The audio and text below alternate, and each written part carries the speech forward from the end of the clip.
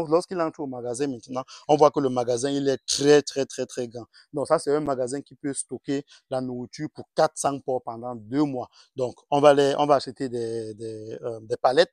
On va acheter des palettes qu'on va mettre au sol parce que les palettes aussi, ça aussi, c'est très important.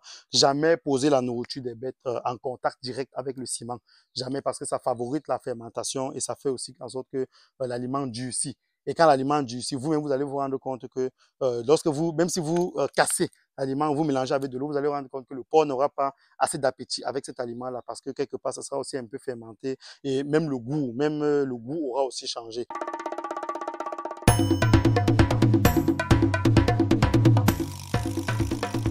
Donc, du coup, le bâtiment, le magasin, il est très grand. On peut stocker ici la nourriture pour 400 porcs pendant pratiquement 2 mois. Donc, là aussi, c'est vraiment un endroit où on a fait beaucoup d'efforts, que ce soit voilà, sur le terme financier, mais aussi sur le terme technique dans la structure. Ici, je remercie encore ici mon architecte parce que le travail qu'il a fait ici était, oh, un lézard. Le travail qu'il a fait ici, c'était vraiment énorme. C'était beaucoup de réflexion pour pouvoir sortir ça, réfléchir vraiment où est-ce qu'on va poser, comment séparer le magasin, comment en fait rendre le magasin inaccessible pour le visiteur, tout en donnant la permission, du moins la possibilité aux visiteurs d'entrer directement dans la ferme. Beaucoup de réflexion. Donc voilà, ici je lui tire un coup de chapeau. Peut-être s'il veut un jour, je le présenterai dans la chaîne, il essaierait un peu peut-être de partager avec nous, voilà, peut-être aussi son expérience, comment est-ce qu'il travaille, peut-être à quelle mesure il peut aussi vous aider. Ça dépend. Peut-être soit vous m'écrivez en commentaire si vous avez besoin d'un architecte pour votre ferme, ce que je vous conseille vivement, soit je vais justement en parler avec lui, je ne sais pas s'il sera d'accord, mais voilà, on verra. Donc, lorsqu'on est dans le bâtiment, je ne sais pas si vous avez remarqué, donc lorsqu'on est déjà dans le bâtiment, on se rend compte que les murs sont giclés.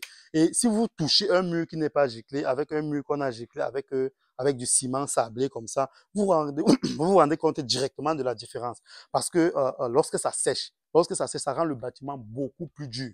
Je ne sais pas vraiment d'où ils ont sorti cette technique. Dans le génie civil, c'est pas vraiment pas mon domaine, mais je ne peux témoigner que le résultat. Donc, avant de crépir les murs, avant de faire passer du ciment, ils ont d'abord giclé le mur et c'est ce que je t'expliquais quand j'étais à l'extérieur. Quand on gicle le mur, ça veut dire qu'on protège les papins parce que la faiblesse du bâtiment se trouve au niveau des ouvertures qu'il y a dans les papins. Donc, ces ouvertures-là sont susceptibles soit de se casser, soit de s'élargir et tout ce qui va avec. Donc, lorsqu'on gicle ça, on ferme justement les points de faiblesse et ça fait en sorte maintenant que tous les papins, toutes les briques sont connectées vraiment entre elles et ça rend le bâtiment vraiment solide, ça rend le bâtiment voilà, vraiment robuste. Donc, lorsqu'on a giclé, on va aller dans un bâtiment qui a déjà été crépi. Vous allez vous rendre compte qu'on a deux sortes de crépissage. Nous avons même trois sortes de crépissage. Là, je ne peux pas encore entrer parce que je ne vais pas pouvoir vous montrer grand-chose. Donc, oui, bon, disons, ici, le sol, voilà. Ici, le sol n'est pas encore crépi, mais il est déjà damé. Dans une précédente vidéo, je vous expliquais comment on dame ce sol parce que il y a des porcheries comme ça, il y a des fermes comme ça où quand on regarde de l'extérieur, c'est très beau. Peut-être qu'il a aussi investi dans l'esthétique ou alors il a juste voulu rendre son bâtiment beaucoup plus solide. C'est vraiment magnifique. Mais lorsqu'on entre, on se rend compte qu'il y a des trous partout au milieu. Le port vit constamment avec de l'eau sale, les choses comme ça. Ça, ce sont des phénomènes c'est même pas la peste qui tue ce genre de port. C'est la saleté, c'est les microbes, c'est les bactéries qui vivent constamment avec le port qui vont finir par le tuer. Donc, pour éviter cela, j'ai partagé avec vous dans une précédente vidéo une technique très simple mais efficace. Pour ça, il va falloir avoir beaucoup d'eau. Donc, ça s'appelle du compactage hydraulique.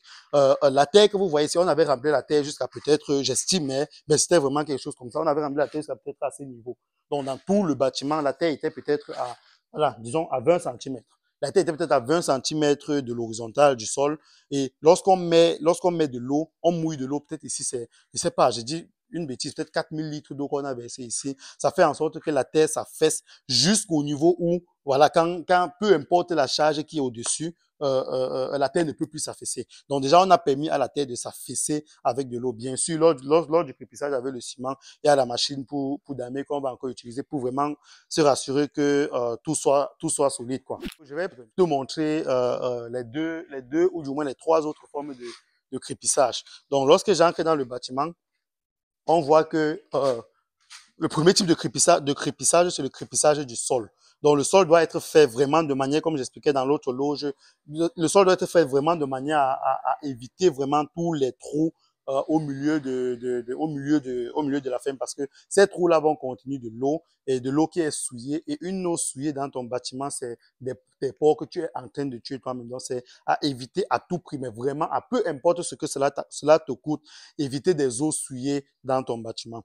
Donc, du coup, pour ça, l'autre technique que je vais partager avec toi, l'autre astuce que je vais partager avec toi, c'est après le compactage hydraulique, on sait aussi que du moins tu peux comprendre que le ciment qu'on va mettre au sol, qui est mélangé avec du sable, contient toujours, même si c'est dans un domaine de micromètres, contient toujours des vides qui vont laisser l'air passer.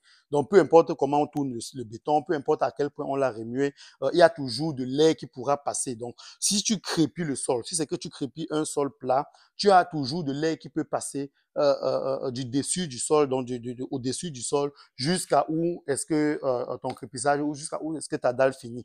Donc, vu qu'on est ici avec des bactéries, on est ici avec de l'ammoniac, donc il y a des excréments du porc, il y a les urines, tout ça contient vraiment des bactéries, des acides très, très, très puissants. Ces acides-là peuvent utiliser ces petites ouvertures vraiment avec le temps. Donc, peut-être que sur 1 an ou sur 2 ans, tu vas voir comment ces bactéries, cet acide-là a réussi à se créer un chemin pour pouvoir atteindre le niveau du sol. Et c'est comme ça que tu vas toujours avoir ces trous-là, alors que tu avais bien fait ton compactage, tu avais bien dallé. Malgré ça, tu auras toujours un trou au milieu de ta ferme. Pour éviter ça, pour fermer vraiment toutes les ouvertures, pour fermer tous les petits trous d'air, comme je dis, c'est pas des trucs qui sont visibles à l'œil nu, mais pour fermer tous les petits trous d'air qu'il peut avoir dans ton mélange béton, sable, tu peux utiliser le Cicalatex. Donc, c'est un produit que on mélange avec le ciment. Et pour encore plus de sécurité, tu peux laisser le ciment ordinaire de côté et investir encore un peu d'argent. Je sais pas exactement quelle est la différence entre ces deux types de ciment, mais tu peux investir encore un peu plus d'argent pour acheter le ciment hydro. Donc, en mélangeant le ciment hydro et le Cicalatex, tu obtiens vraiment un sol avec un sol dallé, un sol avec du ciment qui ne présente vraiment aucune faille. Donc, ça veut dire que de l'eau souillée, donc l'eau avec de l'ammoniac, des urines et tout, ça va vraiment rester en surface. Ça ne pourra pas se pénétrer au sol. Maintenant, si ça reste en surface, peu importe à quel point tu as damé tu as vraiment damé et que ton sol ne présente pas de faiblesse, l'eau qui reste au-dessus, c'est aussi une eau qui est susceptible aussi de ressouiller tes porcs. Parce que si ton porc présente une petite blessure et qui vient encore se coucher sur de l'eau souillée, parce que tu as fait peut-être 2 jours, 1 jour sans nettoyer ta porcherie, crois-moi, cette petite blessure-là va se transformer en problème, en un gros problème pour toi, au point où tu seras peut-être finalement obligé d'abattre le porc et de le vendre, ou alors peut-être le porc, entre-temps, peut-être aura contaminé les autres de ces bactéries qui se sont infectées dans sa blessure. Raison pour laquelle il faut faire une pente. Je ne sais pas si vous réussissez à voir ça de l'œil nu, mais on voit que on a une pente ici, par exemple, on est peut-être à 2 centimètres un peu plus haut que là-bas, que de ce côté. Donc, sur tous ces côtés-ci, on est à 2 centimètres au-dessus du sol. Et là-bas, on est, je ne sais pas si c'est à 0 ou à moins 2 centimètres en dessous du sol. Ça fait en sorte que quand les bêtes vont venir manger de ce côté, parce qu'ils vont manger de ce côté, quand ils vont venir manger de ce côté et qu'ils vont déféquer de l'autre côté, ou bien les urines qui vont se déverser de l'autre côté, vont descendre, que ce soit de ce côté ou bien de l'autre côté, vont descendre parce que ici, on a voulu crépir avant de mettre le tuyau pour nous faciliter la tâche. Donc ici, il y aura un trou avec un tuyau qui sera connecté à la rigole de l'extérieur. Je vais vous montrer la fosse où cela sera déversé. Donc, du coup, que ce soit les urines, ça va se déverser directement à l'extérieur pour aller vers les fosses. Ou alors, pas seulement les urines, mais l'eau, parce qu'il y aura un catcheur ici pour nettoyer le bâtiment tous les jours, ce que je te conseille aussi à faire. Donc, l'eau qui sera utilisée pour nettoyer le bâtiment, lui aussi, il sera conduit directement à l'extérieur vers les fosses. Maintenant, quand je parle du catcheur, je te parle forcément de l'eau avec de la pression. Donc, s'il faut l'eau avec de la pression, ça veut dire qu'il faut aussi nettoyer les murs. Donc, s'il faut nettoyer les murs, ça veut dire que le crépissage du mur, déjà, il n'est pas pareil avec le crépissage du mur qui est en contact avec les ports n'est pas pareil avec le crépissage des murs, le mur de l'extérieur, du moins les murs à une hauteur supérieure à, je crois, 1 mètre où les porcs ne peuvent pas atteindre. Donc ici, on a opté pour un crépissage très lisse, qui va aussi être confortable pour le porc, qui pourra peut-être s'adosser sur ça, ou alors en mettant le crépissage très lisse et bien dur avec une épaisseur assez consistante, ça fait en sorte que lorsqu'on va catcher cette partie avec de l'eau, vu qu'elle est lisse, ça sera propre plus facilement. Mais à partir de cette hauteur-ci, c'est dans l'autre loge qu'on peut vraiment voir ça.